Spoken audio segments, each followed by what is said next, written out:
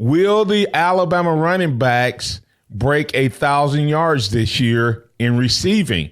Not individual, but as a group. Will they contribute as a combined total? Will the Alabama running backs, 1, 2, and possibly 3, if you may have to add the third one, but will I'm really thinking, will the top 2 running backs, maybe the third running back, will they have 1,000 yards receiving? And I believe what Saban said, Tua Tagovailoa has to work on. If he does this, James, they will, because teams are going to make you go through your progression. He said, I think Tua played for the first 7-8 games last year. If it's possible to play perfectly, take care of the ball, no interceptions, really high completion percentage, take what the defense gives you. I think he did that flawlessly in our first 7-8 games, Saban said. Then you start thinking about, I'm going to make some plays here. I'm going to throw the ball down the field. I think when you get out of that, you start to become more outcome-oriented, worrying about the result rather than staying with the process and taking what they give you. I think you put yourself at risk to make mistakes, and I think Tua did that a little down the stretch. I think he learned from that, and we want him to be the guy that just makes the decisions that he needs to make good plays down, in, and down out, and not force plays down the field and try to make big plays. So Nick Saban's saying that Tua Tagovailoa, instead of being that quarterback, even though he has this tremendous amount of talent, James, Nick Saban saying in that statement, he needs him to be a what? A game manager.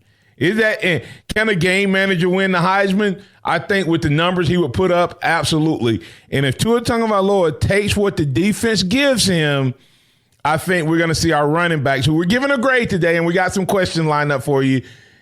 I think we'll see over 1,000 yards receiving out of Alabama's backfield this year, because I think that's what the defense is going to end up giving them.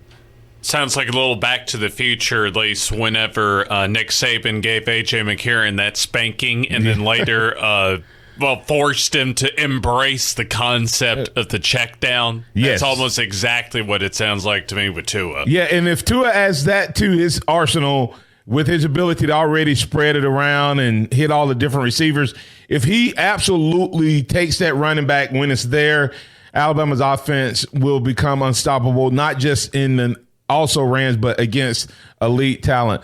Another former Alabama player signing on Friday, signing a free agent deal, local Alabama talent, Central High School talent, Lester Cotton joining first-round draft pick Josh Jacobs in the Oakland Raiders organization.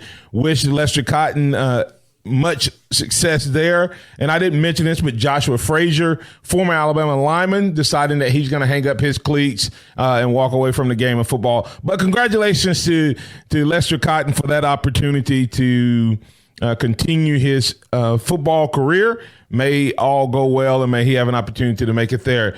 A couple big things coming out. Rookie camp ending this weekend. Josh Jacobs turning heads out at the Oakland Raiders facility.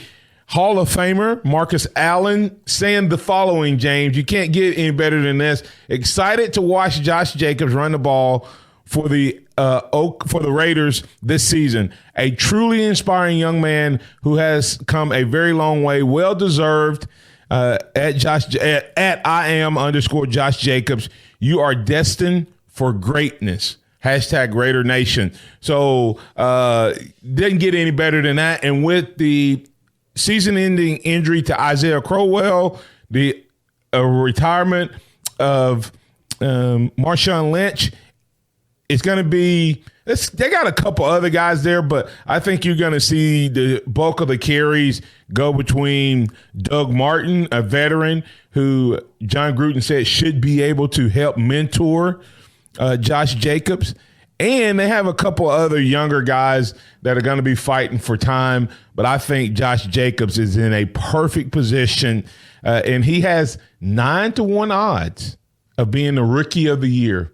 9-1. I don't know where that falls with everybody else, but I already said that he has a really good chance of being a Pro Bowl type of player when you take all that he's going to bring to the Raiders. So high praise. Also, Josh Jacobs had a great weekend.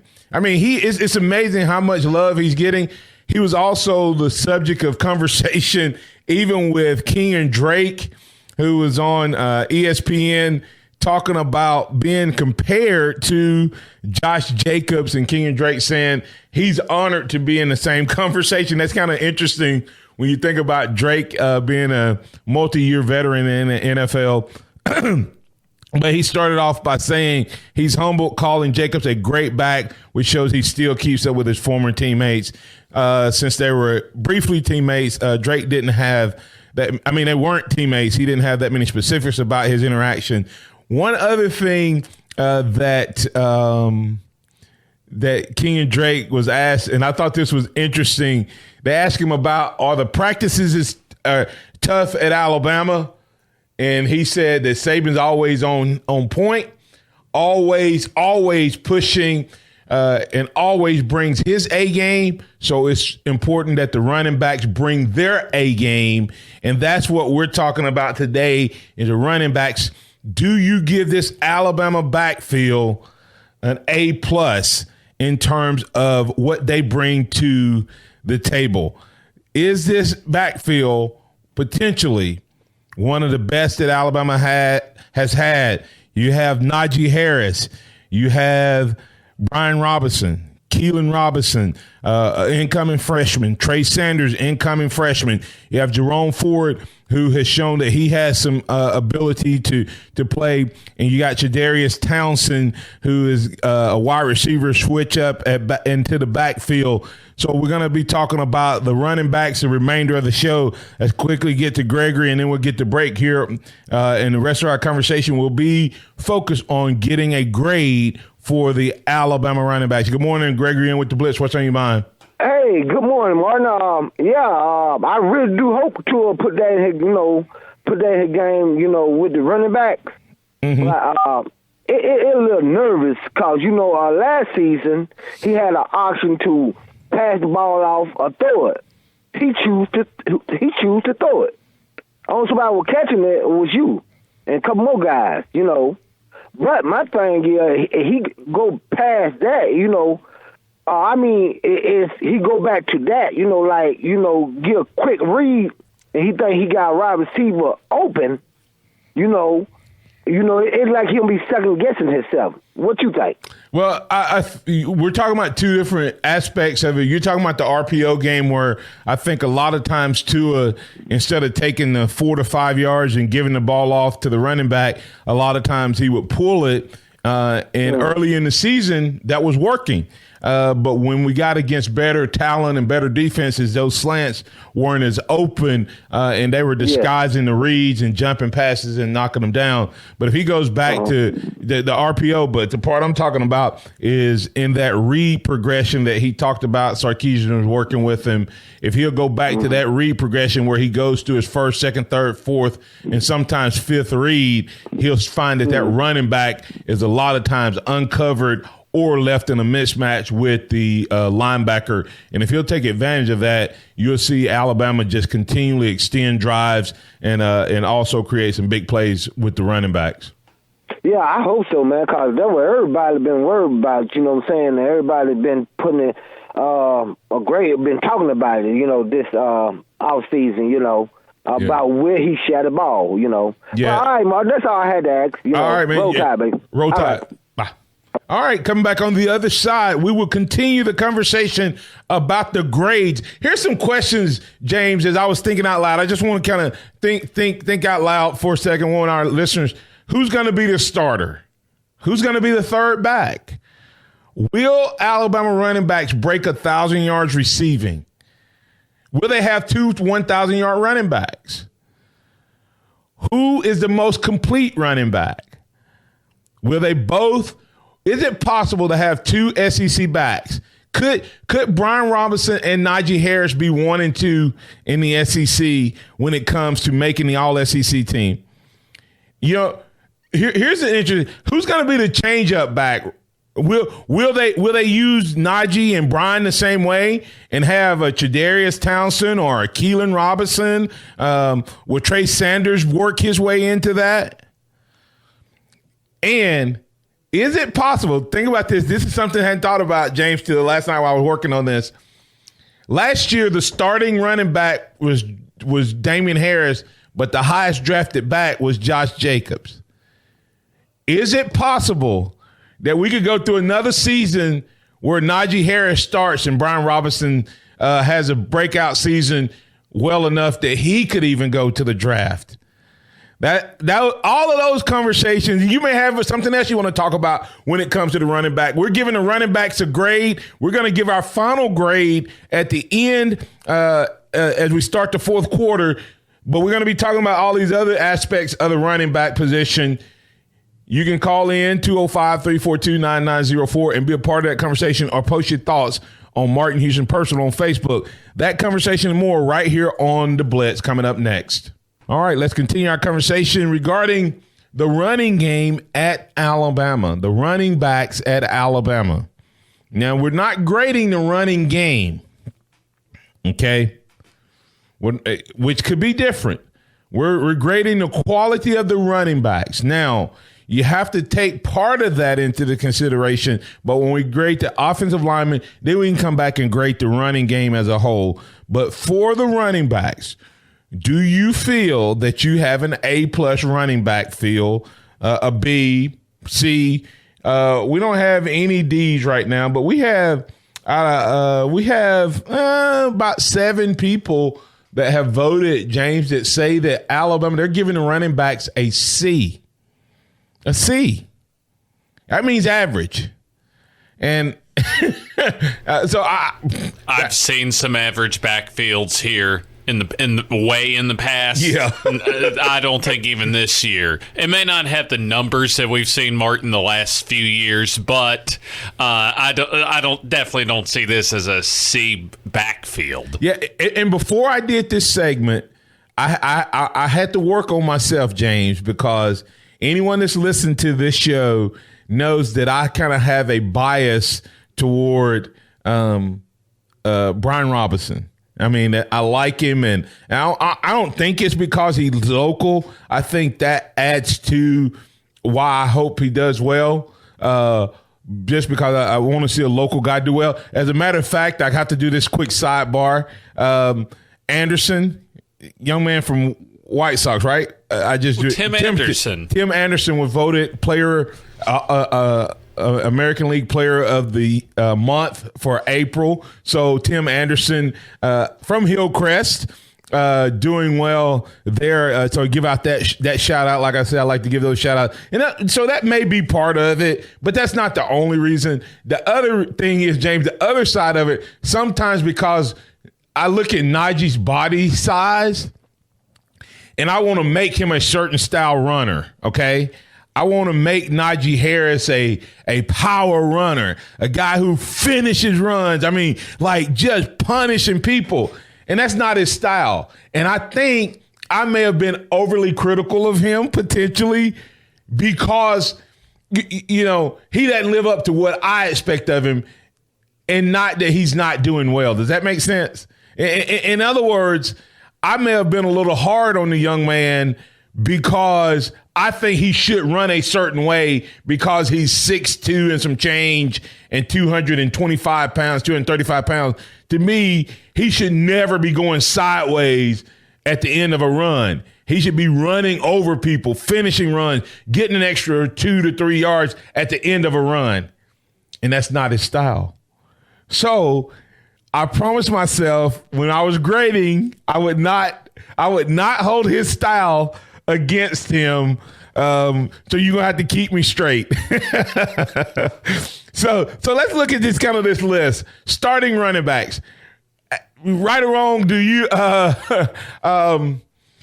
think that Najee Harris has locked up the starting running back game one, and do you think he'll be the starter by the end of the year? I think game one he'll be the starter. I think at the end of the year he will be too, but he will get some stiff competition, and that'll be a good thing for the running back unit and for this team as a whole as well. Have you ever seen Nick Saban bench a starter at the running back position? I don't remember him benching a running back as far as I can tell. By the time Mark no matter how good a guy is, the backup never has supplanted the starter. So whoever starts the season, I believe, unless they do something just absolutely uncharacteristic, I don't think they'll ever, because last year, if you were going to do that, Damian Harris should have been the starter Josh Jacobs should have been the starter by the end of the year if you were going to put the best back on the field in front of a starter. Now, we have seen Trent Richardson his freshman year go from the number 3 running back at the start of the year to the number 2 running back, and in fact get a 100-yard game in that championship game out in the Rose Bowl against Texas. So we have seen some, in this case, Richardson go from mop-up duty to a primary, albeit number 2 running back. Right, and I believe that happens, but I don't think that you see. I've not seen it, and if someone's seen Nick Saban replace, because it's been several years where the backup was having a better year than the starter. But you never see that transition happen. And I don't think it'll happen this year. So I think Najee Harris will be the starter. But I believe that there would be a significant split of time with Brian Robinson. And so that part's kind of settled. To me, James, who's going to be that third back? And will the third back necessarily be the change-up back? Because it's kind of a catch-22 of, will the third back be Trey Sanders, who everyone, the number 1 running back in the country, a guy who said, hey, I'm going to put a Heisman Trophy in the trophy case at the University of Alabama my freshman year. That's Trey Sanders coming out of Florida. So you would expect him to at least be running second or third team. Do you think it's possible that Trey Sanders could supplant one of these guys as the first and second back? Based on his stats and based on his production, I don't see it, but based on his confidence, he's saying that he's a guy that they're going to have to consider. I just want to see Trey Sanders get through Scott Cochran's fourth quarter off-season program before we start talking Heisman. Yeah. Well, I hope he's as good as he thinks he is, because if he is, that means Alabama's going to have 3 really big backs that could be really, really good. Then you have to ask yourself, though, James, third down back versus change-up back could be totally different. It looks to me, if you look at what Alabama has, and we'll have finish this conversation in the next break, but if you look at it, when Sarkisian was doing his thing and his best, him and Kiffin had Lindell White and Reggie Bush. And that's kind of like what Alabama's kind of got here in terms of, you look at the first 2 backs, 2 big backs. But man, I guess really when you think about it, is Najee Harris more of a Reggie Bush? But he doesn't catch the ball. He doesn't catch the ball a lot out of the backfield. And is that Najee, or is that just the fact that they hadn't used him a lot out of the backfield? But you got Najee Harris and Brian Robinson, and then you have Trey Sanders. To me, those 3 are kind of in the same pod, same style running back, with Brian Robinson being the one that could catch it the best, in my opinion, out of the 3. When you look at Chadarius Townsend and this Keelan Robinson kid out of Maryland, those guys truly are change-up backs. And will they work themselves? Will they end up getting more reps than the third back? Because it's not necessarily that they'll be the third back. They could just be that change up. They may not get all of the reps, and there may be someone that gets more reps. But when Alabama wants to do a change of pace, a change of style of offense, who's going to be? Well, I want you to answer that question. Which one of those guys you think will be the change up back Or will Alabama just have pretty much three of the same in terms of Trey Sanders, Najee Harris, and Brian Robinson, and use one of those guys as a change-up back? So will Chadarius Townsend and Keelan Robinson get in on that backfield? Hey, we're grading the Alabama running backs. We're talking about what they bring to the table. We're going to continue that conversation right here on the Blitz, talking about, hey, will they get 1,000 yards receiving? Who's the most complete back? Is it possible that Alabama could still end up losing two running backs this year and the backup get drafted higher than the starter? Drive back over to Overflow Express Wash, get it cleaned up again, and there you have it. I'm going to be giving away a few opportunities for you to go by and get a free wash, so stay tuned as you'll have an opportunity to do that and win a free wash and possibly even a free membership at Overflow Express Wash. So stay tuned right here. Andy Phillip and his team are waiting for the opportunity to keep you clean and keep you looking good on the road. All right, James, we were going to break there. We were talking about the running backs. Got several comments here. John Monk said, I give them a B. I can see that. Virgil Williams says, too many people put too much emphasis on who starts. A lot of times the backup plays more and has better productivity. That's why I said Nick Saban has notoriously not benched a starter at running back, but has managed the playing time. And was that Burton Burns? Was Burton Burns the one who did that as well? And of course, we have new running back coaches last year and the new running back coach this year, which would be great. And those guys here as we move throughout the summer as well, the offseason. Robert Saucier said Bush was a change-up back in himself.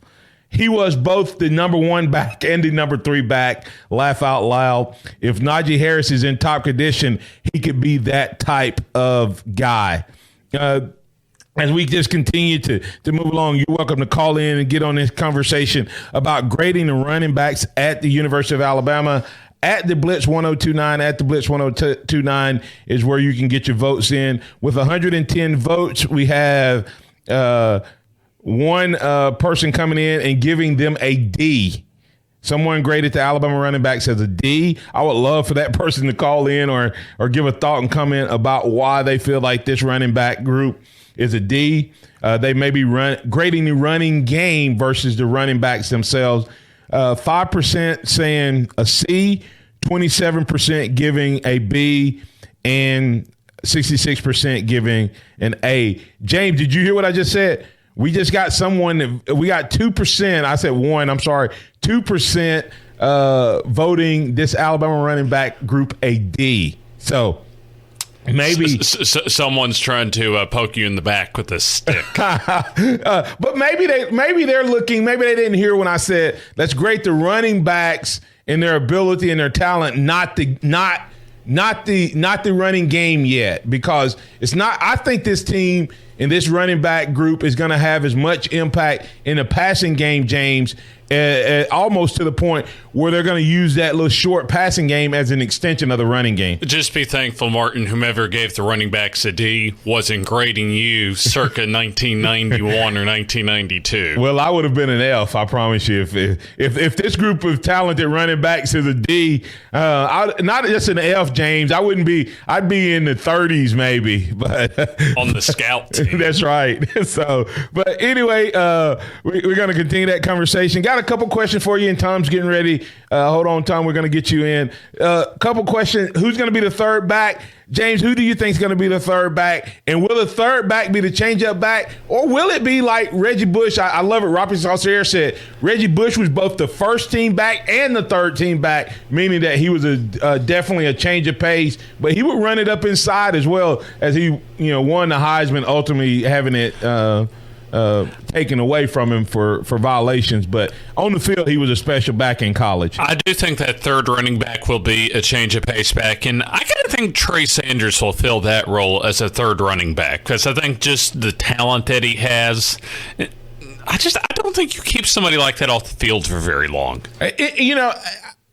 I'm not sold how good he is yet, but but it was partly because he doesn't have the stats of the typical number one running back. But that was because he was also played with a couple good running backs at IMG, and they didn't use him a lot. They didn't overrun him, and maybe that's what he said. Hey, listen, I'm a top back. I'm going to come here and play, but I don't want to get 1,000 carries. You know what I mean? So maybe that's why he didn't get used as much.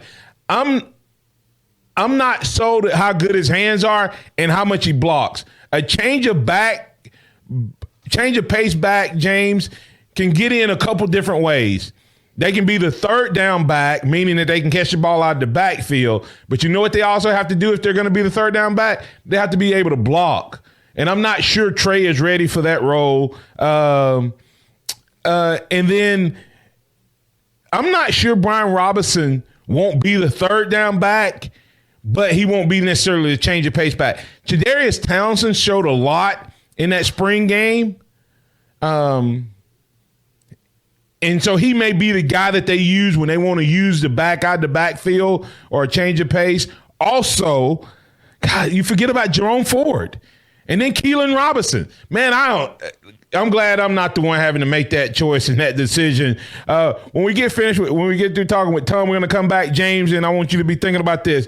Can this Alabama backfield have two 1,000-yard rushing backs as well as get 1,000 yards in a receiving game? So the top two backs at Alabama having a total of 3,000 all-purpose yards running and receiving. Is that possible with this group of Alabama backs? Tom, you're in with the Blitz. What's your grade for this running back group? Well, Martin, if I look at potential, how are you this morning, by the way? I'm sorry.